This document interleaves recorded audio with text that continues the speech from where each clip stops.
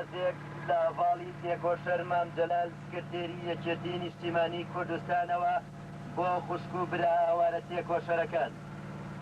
ئەی ڕۆڵە بە شەرەفەکانی کوردستان، ئەی خوشکە سەلارە دەربەدەرەکان، ئەی برا خۆشەویستە ئاوارەکان، بە سڵاوێکی شۆڕشگێڕانەی گەرمەوە داواتان لێەکەین کەسی تر نەچێت بۆ کوردستانی ئێران و نیشتیمانە خۆشەویستەکەمان چۆڵ نەکەین.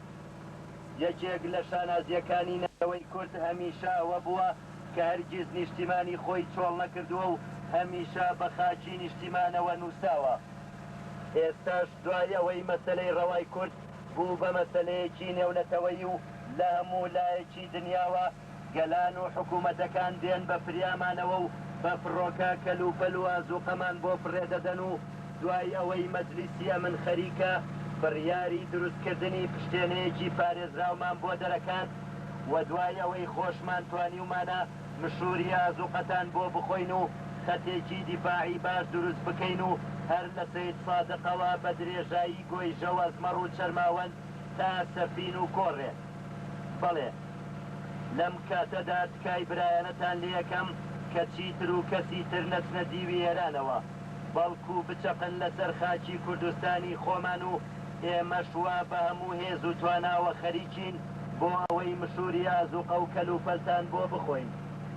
ئەی پێشمەرگە ئەسیەک ژاڤاڵ مام جەلالی سکرتێرێ گشتیە ئێکەتیا نیشتیمانیا کوردستانێ بۆ خوشک و برایان مشەختن خەبات کرد.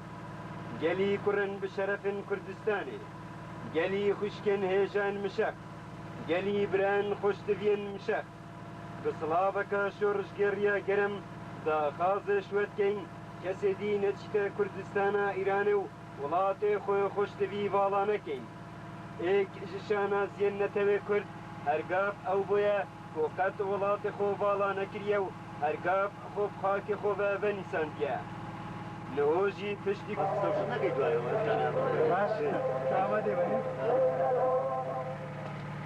بۆ ئاگاداری لە سەڵات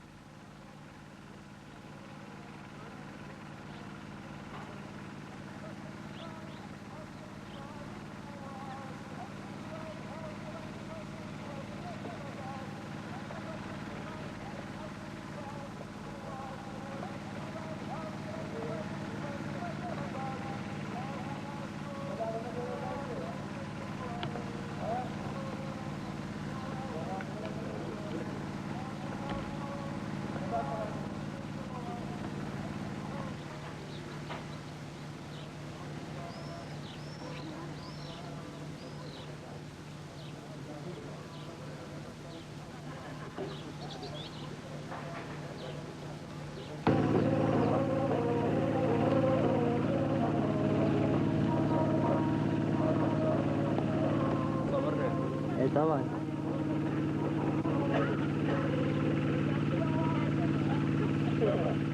خوشک و برایانی بەڕێز پێشمەرگە قارەمانەکانی کوردستان، نەبەردەکانی پێشمەرگە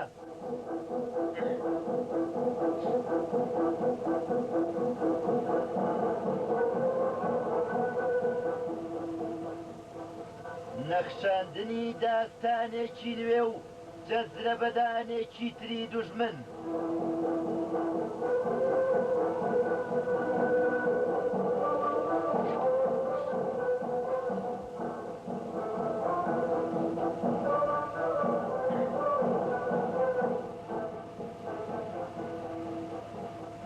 هاوڵاتیانی بەڕێز، ئەی کۆمەڵانی خەڵکی ئاوارەی کوردستان، سەیرکەن چۆن پێشمەرگە لەو دەشتە جاکەڵە هەڵەکێشن.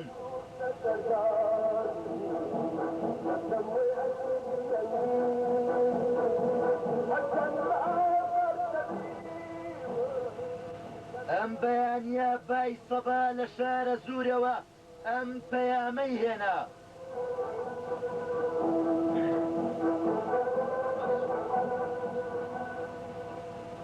دوێنێ 4 سعات 4 هێزێکی زلی دوژمن لە عربەتەوە بەڕێکەوت بە نیازی گرتنی بەرزاییەکانی کانی پانکە و گرێزە تا سەراوی سوبحانەغا بسرپەرشتی عەقید الڕکن زوهێر حسێن عەلی جەرجیس كامل لیوای 116 فرقەی حەوتی فەیلەقیەک بوو. لە سەرەتادا توانی هەندێک پێشڕەوی بکات تا کانیفانکە چونکە تەنها دەستەیەک لە پێشمەرگەکان لە سەیتەرەی تەشویچەکە بوون لە کانیفانکە.